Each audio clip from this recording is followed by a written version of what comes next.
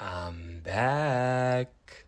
For a bit. I've very much so given up on watching Drag Race and making videos about it, so much so that I have created a second channel where I make much better content that I actually care about. Go subscribe! But I saw the announcement for All Stars 8 and its cast, and I got a little curious. A little tingly, if you will. To be honest, this might be my favorite cast since All Stars 2. Are they all stars? No, but I think we have all given up on Drag Race giving its seasons proper names and themes. Other than this cast having loads of my favorites, I have no clue who could win. With pretty much every season of All Stars, and even some regular seasons, there was a queen that the season was made for, or a queen that was a clear winner. This time, I genuinely think anyone could win. In theory. I'm going to be talking about this cast, ranking the queens based on their competition performance on their original seasons, and giving some thoughts on how they might do. I also did a video with a new channel here on YouTube, Drag Illuminati, breaking down the cast even more thoroughly, so check that out. Link will be in the description. Without further ado, this is the point system in place, let's get it. In the last 12th place, we have Kahanna Montrese, who earned a 0.5 pp score in her original season. Kahanna is one of the 4 early out queens that were brought back for this season, and I think overall she's coming into this season with the most to prove. On season 11, she only ever placed in the bottom 2, showing us that she's a pretty good performer, but not exhibiting any other skills during the season. I would also say that she might be one of the most forgettable queens on this cast. So this could be her redemption. However, she could also simply go the route of her drag mother and be eliminated first. In the 11th place, we have Naysha Lopez. Naysha is the only queen in this cast that was eliminated twice on her original season, hence such a low score. Much like Kahanna, I doubt that Naysha is going to do exceptionally well. However, I do have a feeling that one of the 4 early out queens will get a redemption story arc. And to be honest, I don't really think it's going to be Naysha. But is it going to be the queen in the 10th place? Monica Beverly Hillz? I doubt it. Monica was one of the first queens in Drag Race's history to come out as trans on the show, so out of this bottom 3, she's the most memorable. Regardless of her skills, there was no place for her to shine on season 5 with so many great queens there, so this season will be a pretty good showing for Monica. Now, is she going to rely on her beauty like how she kind of did on season 5? I don't know.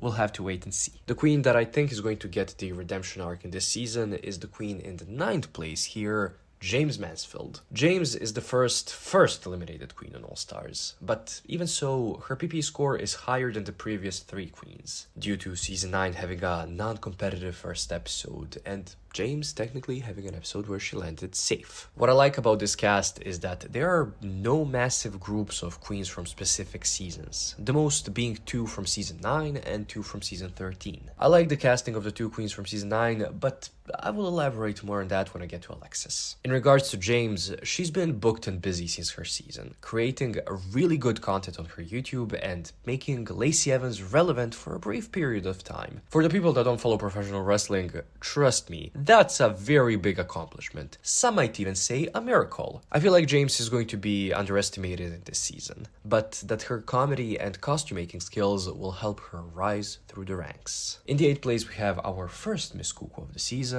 LaLa, with the first double-digit overall score and a 2 points per episode score. LaLa was handpicked by the production in season 13 to be one of the queens that would receive favoritism. However, the bar that the production set for her was too high, and she was the clear weakest link out of the winner's circle from the get-go. I'm predicting an India Farah-esque run for LaLa. A shocking win in an episode, but then a whatever competition performance in all the rest. Also, of course, there will be mention of her bag look. Trust. In the 7th place, we have the lip-sync assassin of season 6, Darienne Lake. I'm so happy to see Darienne Lake get this chance. Darienne was a great villain in season 6. Never much of a threat really, except for Bendela Creme, but her comedy honestly could rival Bianca's on that season. But it was always her lack of confidence that got to her. Now that she's lost the weight of both sugar and spice and that she's healthier, I think that she's going to be a little more of a threat competition-wise. Overall, I think that she's going to be extremely entertaining and I cannot wait to watch her. The top half of this cast, in terms of competition performance, begins with the most charismatic, the most beautiful queen of the cast, and I would say the most versatile queen of the cast,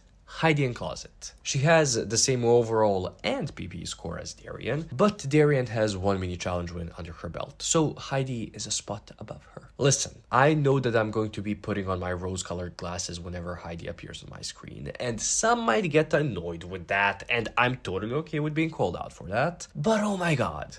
How can you not love her? Her competition performance on season 12 was all over the place, and with the production favoring Gigi, Crystal, Sherry, and Jackie over her and Jada, we did not get to fully appreciate Heidi on there. I'm hoping for a deep season run for Heidi, and I want to see her in that top 3. A queen that's criminally underrated, and that I think is going to smoke the competition in a Rosical is here in the 5th place. We're talking about Alexis Michelle, of course. A villain on her season, Alexis got a lot of hate on season 9, and post-season 9 as well. While she was delusional at times, that does not excuse the amount of hate that she, or really any of the queens, get. For this season, I hope she can just stick to showing us her talent and not get too into her own head, because I feel like that could be her downfall. I love that she and Jaymes are on the same season, because remember, Alexis took James's role in the cheerleading challenge, which led to Jaymes getting eliminated, and Alexis getting praise from the judges. We got some nice original season storyline going into All-Stars 8, and I wonder if they're going to mention it ever. In the 4th place is another criminally underrated queen, another queen that I wanted to see on All-Stars, and a queen that was robbed on her original season. We have Mrs. Kasha Davis. I love Mrs. Kasha Davis. She was a victim of her season's preconceived idea to punish any older or old school queens and push the younger, social media marketable queens. So we never saw her full potential. She did pretty well in pretty much any challenge on season 7, and even in her last episode, she was not the worst. She got eliminated for making a tiny mistake while talking, which could have easily been edited out. Also, she should have been brought back in the Conjoined Twins episode.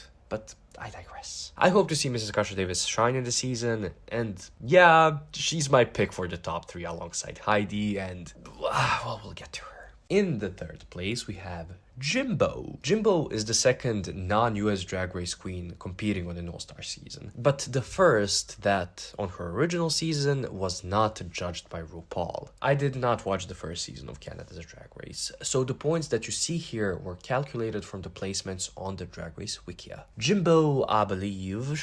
what was that? Jimbo, I believe, was cast on this season for her fantastic performance on UK vs. The World, and I think she's going to repeat that here. Her downfall could really only be the queens turning against her, or, hear me out, eliminating her because she's a threat. Eliminate the big threats when you have the chance, don't be dumb. Oh my god. In the 2nd place, we have, I'm so sorry Heidi, but the queen that I hope wins this season, Jessica Wilde. Oh my god. This casting has been done specifically for me, for nobody else, just for me. Jessica Wilde is the most robbed, the most underrated queen of this cast, and my first ever mistreatment video was about Jessica. Hi, editing me here. Technically, my first ever mistreatment video was about Fifi, but Jessica is a pretty close second. She shouldn't need a redemption, she's fantastic, but the treatment that she received on season 2 of Drag Race was criminal. Also, she should have been the Miss Cuckoo of that season. Give her the money already. Well, actually, wait, no. I think we should all apologize to her and give her money. Sure, yeah, it wasn't our fault that she was done so dirty on season 2, but none of us did anything to stop it.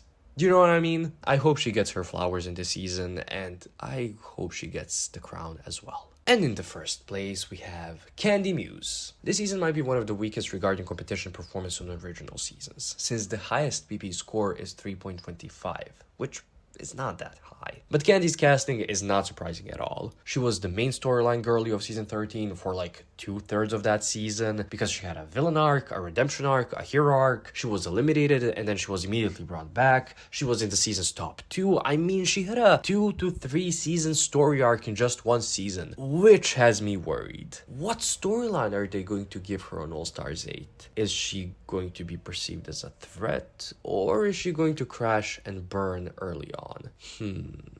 I don't know. As I've said, we'll have to wait and see. And that's it. That's the video. Am I going to be making regular content here again? No. I might do power rankings for this season after like episode 3 until the end if I really enjoy it. But I will do the cast ranking when the season ends. So if you enjoyed this video, please do like it, and I would also love to hear your thoughts on this cast because I think it's fantastic. I do implore you to check out my other channel if you're a fan of my work, of course, and subscribe because, you know, we all kind of need money, you know. Thank you for watching.